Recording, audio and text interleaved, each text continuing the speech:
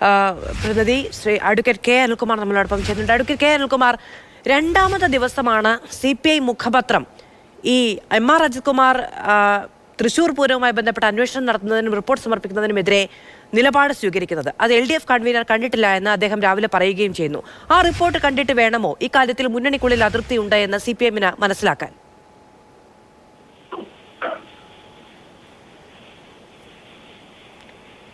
ശ്രീ അനിൽകുമാർ, അങ്ങേക്ക് കേൾക്കാമോ? കേൾക്കാം. തൃശ്ശൂർ പൂരത്തെ സംബന്ധിച്ച് ഒരു അന്വേഷണം നടന്ന ഘട്ടത്തിൽ ഒരു റിപ്പോർട്ട് സർക്കാരിന് മുന്നിലേക്ക് ലഭിച്ചിട്ടില്ല. ലഭിക്കാത്ത റിപ്പോർട്ടിനെ കുറിച്ചാണ് ചർച്ച നടക്കുന്നത് എന്ന് ഇന്നലെ ബഹുമാനപ്പെട്ട മുഖ്യമന്ത്രി തൃശ്ശൂരിൽ വ്യക്തമാക്കി കഴിഞ്ഞു. അതുകൊണ്ട് തന്നെ റിപ്പോർട്ട് പുറത്തു വന്ന ശേഷം അതിലേക്ക് പോവുകയാണ് നല്ലത്. വയനാടുമായി ബന്ധപ്പെട്ട് നിരവധി ഊഹാപോഹങ്ങൾ പുറത്തു കൊണ്ടുവന്ന് തെറ്റായ നിലയ്ക്ക് കള്ളപ്രചാരണം നടത്തിയതുപോലെ ഈ റിപ്പോർട്ടുമായി ബന്ധപ്പെട്ട് നുണപ്രചരണങ്ങളിലേക്ക് പോകുന്ന നിലയാണ് സ്വീകരിക്കാൻ ഇട വന്നിട്ടുള്ളത്. അതുകൊണ്ട് തന്നെ ആദ്യം മുഖ്യമന്ത്രിക്ക് മുൻപിൽ റിപ്പോർട്ട് വരട്ടെ. ആ റിപ്പോർട്ടിൽ കൂട്ടിച്ചേർക്കപ്പെടാത്ത വസ്തുതാപരമല്ലാത്ത എന്തെങ്കിലും കാര്യമുണ്ടെങ്കിൽ, അല്ലെങ്കിൽ കൂടുതൽ വസ്തുതകൾ കണ്ടെത്തേണ്ടതുണ്ടെങ്കിൽ അറച്ചു നിൽക്കാതെ ആ വസ്തുതകളിലേക്ക് പോവുക എന്നതായിരിക്കും LDF സർക്കാരിനായ. അതുകൊണ്ട് തന്നെ ഒരു കാരണവശാലും ആരും ഇക്കാര്യത്തിൽ തെറ്റിദ്ധരിക്കപ്പെടേണ്ടതില്ല. സർക്കാർ നല്ല വ്യക്തതയോടെ ഇക്കാര്യങ്ങൾ കൈകാര്യം ചെയ്യും എന്ന് തന്നെയാണ് പറയാനുള്ളത്. അഡ്വക്കേറ്റ് കെ അനിൽകുമാർ, പുറത്തു വരാത്ത റിപ്പോർട്ടിന്റെ പേരിലാണോ CPI-യുടെയും ആശങ്ക? എന്തുകൊണ്ടാണ് തുടർച്ചയായ ദിവസങ്ങളിൽ മുഖപത്രം എഴുതുന്നത് ആ പാർട്ടി? അല്ല, റിപ്പോർട്ട് പുറത്തുവിട്ടിട്ടില്ല എന്ന് മുഖ്യമന്ത്രി ഇന്നലെ പറഞ്ഞിട്ടുണ്ടല്ലോ. മുഖ്യമന്ത്രിക്ക് നമുക്ക് എല്ലാവർക്കും അറിയാവുന്ന കാര്യമാണ് റിപ്പോർട്ട് പുറത്തു വന്നിട്ടില്ല എന്നുള്ളത് നമുക്കറിയാവുന്നതാണ്. MR അജിത് കുമാർ അന്വേഷിച്ച റിപ്പോർട്ട് നൽകുന്നതിൽ CPI-ക്ക് അതൃപ്തിയുണ്ട്. കാരണം അതിൽ ആരോപണ വിധേയനാണ് അദ്ദേഹം. അതെ, അത്തരം കാര്യങ്ങള് പരിശോധനയുടെ ഭാഗമായി വരുന്ന കാര്യങ്ങൾ പൊതുമണ്ഡലത്തിലേക്ക് വരാൻ ഒരു ദിവസം ആവശ്യമില്ലല്ലോ. ഒരു ദിവസം പോലും ആവശ്യമില്ലല്ലോ. സ്വാഭാവികമായും അത് കൈകാര്യം ചെയ്യുന്നതിന് യാതൊരു ബുദ്ധിമുട്ടും ഇവിടെ ഇല്ല. സർക്കാരിന് അതിൽ യാതൊരു മറച്ചു വെക്കാനില്ല. അതിനിടയ്ക്ക് ഇത്തരം കാര്യങ്ങൾ വന്നാൽ CPI-ക്ക് അവരുടെ അഭിപ്രായം പറയാൻ അവകാശമുണ്ട്. അത് മാനിക്കുന്ന ഗവൺമെന്റ് അല്ലേ കേരളം ഭരിക്കുന്നത്. അത് ഉൾക്കൊണ്ടുകൊണ്ട് തന്നെയായിരിക്കും ഈ കാര്യങ്ങൾ ചെയ്യാൻ പോവുക. അതിനൊരു സംശയത്തിന്റെ അവകാശമില്ല. അങ്ങനെ തങ്ങളുടെ അഭിപ്രായം മാനിക്കപ്പെടുമെന്നും ഇതിൽ സർക്കാരിന് ഒന്നും ഒളിച്ചു വെക്കാനില്ല എന്നും ഈ റിപ്പോർട്ട് പുറത്തു വന്നാൽ ഉടൻ തന്നെ ആവശ്യമായ നടപടി സ്വീകരിക്കപ്പെടും എന്നും എന്തുകൊണ്ടാണ് CPI-ക്ക് തോന്നാത്തത്? അഡ്വക്കേറ്റ് അനിൽകുമാർ, ഈ റിപ്പോർട്ട് മുഖ്യമന്ത്രിയുടെ മുന്നിലേക്ക് വരുന്ന അതേ സമയത്ത് തന്നെ ഇത്തരത്തിൽ കടുത്ത അതൃപ്തി ഏറ്റവും പരസ്യമായി വെളിപ്പെടുത്താൻ എന്തുകൊണ്ടാണ് നിങ്ങളുടെ സഖ്യകക്ഷിക്ക് തോന്നുന്നത്? അല്ല, അത് രാഷ്ട്രീയ പ്രശ്നമല്ലല്ലോ. ഉദ്യോഗസ്ഥ തലത്തിലോ ഭരണതലത്തിലോ പോലീസ് ഇടപെട്ട കാര്യത്തിലോ തെറ്റായ കാര്യങ്ങളുണ്ട് എങ്കിൽ അത് തുറന്നു പറയുന്നതിനും മുന്നോട്ട് വെക്കുന്നതിനും CPI-ക്ക് ഏതൊരു ഘടകകക്ഷിയെ പോലെയോ ഘടകകക്ഷി അല്ലെങ്കിൽ പോലും അഭിപ്രായമുണ്ട്. ആ അഭിപ്രായങ്ങൾ തുറന്നു പറയുന്ന രാഷ്ട്രീയമായ രീതിയിലല്ല. തൃശ്ശൂർ സംബന്ധിച്ച് LDF കൂടി എന്തെങ്കിലും ഒരു നിലപാട് സ്വീകരിച്ചിട്ടുണ്ടോ? ഒരു നിലപാട് സ്വീകരിച്ചിട്ടില്ല. തൃശ്ശൂർ പൂരത്തിന്റെ സംഭവം ഉണ്ടായി. ആ സംഭവവുമായി ബന്ധപ്പെട്ട് എന്താണോ ഭരണപരമായി അവിടെ ഉദ്യോഗസ്ഥന്മാർ വീഴ്ച വരുത്തിയത്, ആ മുഴുവൻ വീഴ്ചകളും പരിശോധിക്കപ്പെടണമെന്ന നിലയിൽ തന്നെയാണ് അത് കൈകാര്യം ചെയ്യുന്നത്. അല്ലാതെ അങ്ങനെയാണ് എന്ന് CPI-ക്ക് തോന്നേണ്ട അഡ്വക്കേറ്റ് കെ അനിൽകുമാർ. കാരണം പൂരം കഴിഞ്ഞ് വെടിക്കെട്ടും കഴിഞ്ഞ് 5.5 മാസം പിന്നിട്ടിരിക്കുന്നു. അതിൽ ഇതുവരെ ഒരു അന്വേഷണവും ഉണ്ടായില്ല.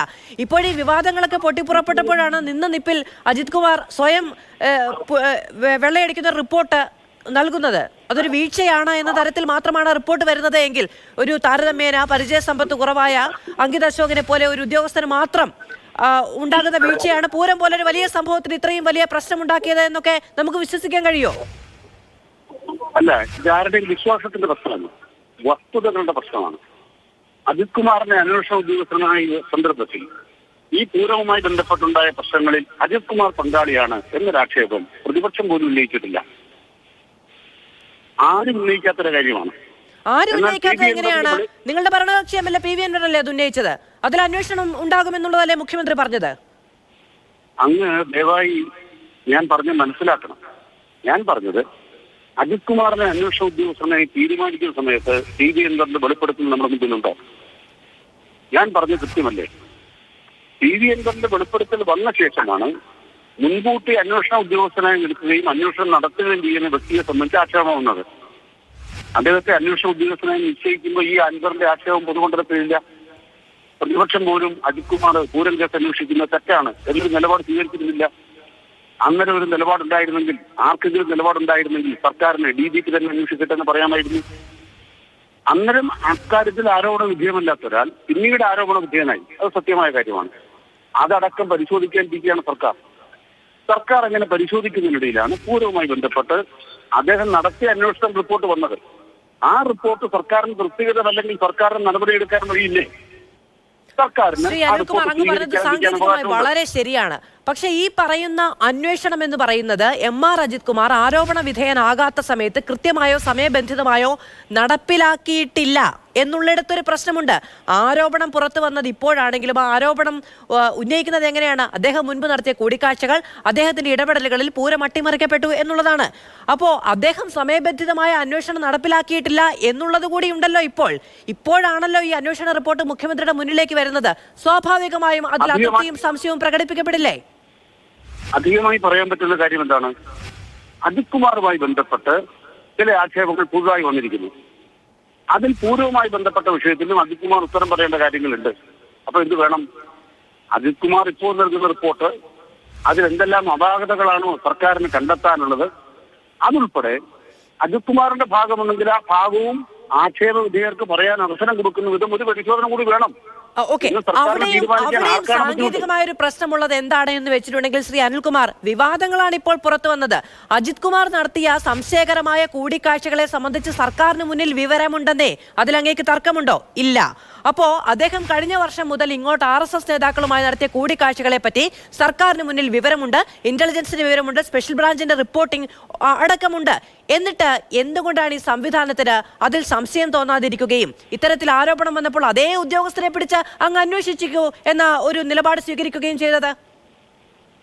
അവിടെ നിങ്ങളുടെ ധാരണ തെറ്റാണ്. ഇന്റലിജൻസിന്റെ വിവരം ഉണ്ടെന്ന് എനിക്കറിയില്ല.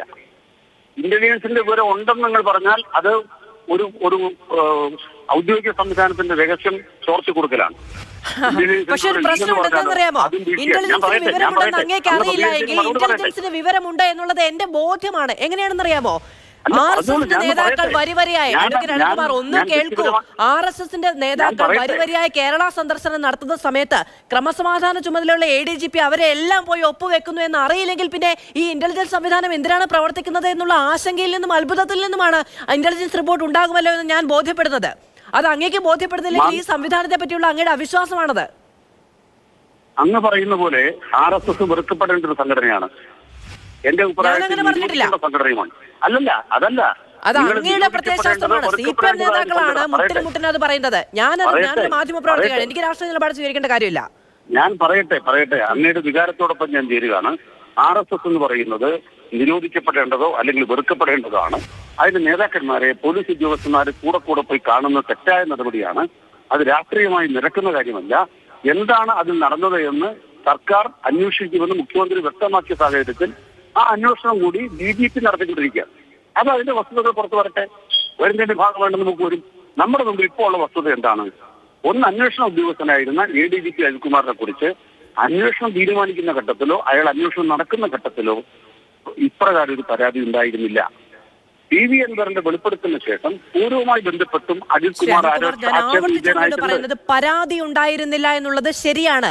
RSS നേതാക്കളുമായി MR അജിത് കുമാർ നടത്തിയ കൂടിക്കാഴ്ചയുടെ വിവരം സർക്കാരിന് മുന്നിൽ ഉണ്ടായിരുന്നോ ഇല്ലയോ? ദയവായി ഒരു കാര്യം മനസ്സിലാക്കണം. ഇന്ത്യ രാജ്യത്ത് RSSന്റെ നേതൃത്വത്തിൽ 10 കൊല്ലമായിട്ട് ഗവൺമെന്റ് ഭരിക്കുക. നിരോധിക്കപ്പെട്ടൊരു സംഘടനയുടെ തലവനെ കാണാൻ ഒരു പോലീസ് ഉദ്യോഗസ്ഥൻ പോയാൽ നടപടി എടുക്കാനാവും. നിരോധിക്കപ്പെടാത്തൊരു സംഘടനയുടെ ഒരാളുമായി ഒരു പോലീസ് ഉദ്യോഗസ്ഥൻ ഏത് ചട്ടമനുസരിച്ചാണ് നടപടി എടുക്കാനാവുക? അനുചിതമായ അത്തരം ഒരു കൂടിക്കാഴ്ചയ്ക്കും കേരള സർക്കാരിന് ഒരു തരത്തിലും തൃപ്തിയില്ല. ഇടതുപക്ഷ ജനാധിപത്യത്തിലേക്ക് തൃപ്തിയില്ല. ഞങ്ങൾ അതിനെ പിന്തുണയ്ക്കുകയല്ല, അതിനെ എതിർക്കുകയാണ് ചെയ്യുന്നത്. പക്ഷെ നമ്മുടെ രാജ്യത്തിന്റെ ദയനീയാവസ്ഥ ഇതാണ്. RSS ഇന്ത്യ രാജ്യത്തെ ഭരണ സംവിധാനത്തെ സൈനിക മേധാവികളുടെ അടക്കം ചാക്കിലാക്കാൻ നടക്കുകയാണ്. അത്തരം ഒരു കൂട്ടരാണവര്. അത് വെറുക്കപ്പെടേണ്ടവരാണ്. ആ വികാരത്തോട് ഞാൻ യോജിക്കുന്നു. അത് സർക്കാർ രാഷ്ട്രീയമായി നിയമപരമായിട്ട് കൈകാര്യം ചെയ്യാൻ കഴിയും. അത് ചെയ്യുമെന്ന് മുഖ്യമന്ത്രി വ്യക്തമാക്കി കഴിഞ്ഞ കാര്യമാണ്. അത് നിയമാനുസരണമേ സർക്കാരിന് പ്രവർത്തിക്കാനാവും. ശരി, വളരെയധികം നന്ദി അഡ്വക്കേറ്റ് K. അനിൽകുമാർ.